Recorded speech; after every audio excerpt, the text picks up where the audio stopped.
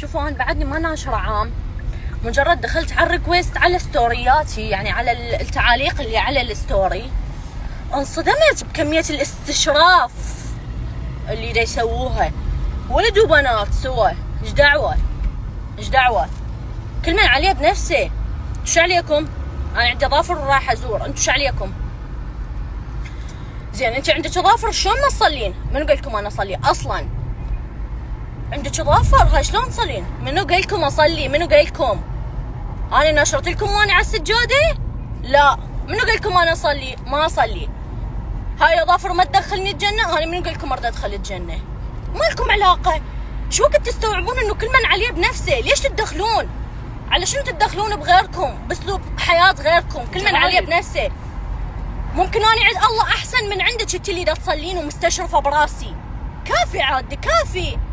ايه على العقليات انا لا اصلي والبس الحجاب بوقت الزياره واروح ازور وانا مخليه اظافر، بس مال واحد مو وحده، واحد يكتب لي رايح للصالون لو رايح للزياره. انت اعرف اكتب اول وبعدين اعرف اذا انا كنت مخليه مكياج او ما مخليه مكياج. عليك بمرتك باختك بامك، ما عليك باعراض العالم، ما لك علاقه بالعالم، عليك بنفسك. احمي عائلتك وما لك علاقه بغيرك. اي فوحده كاتبت لي انت ابسط شيء بالحياه ما تسوينه، مبين انه انت ما تصلين، وهذا ابسط شيء بالحياه.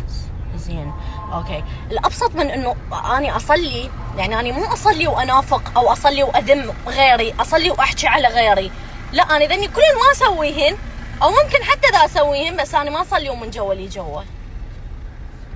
كافي والله كافي. اقتنعوا كل من عليه بنفسه، كل من يعيش حياته بالاسلوب اللي هي عاجبته، خلص.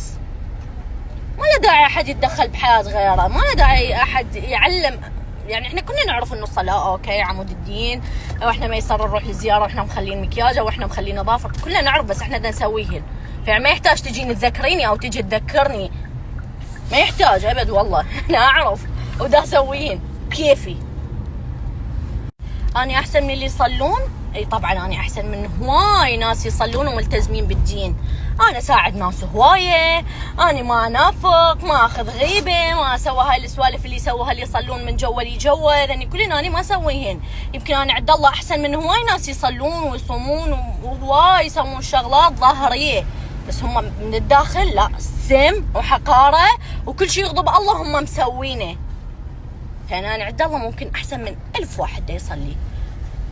خلي كلامك هذا لنفسك بيبي.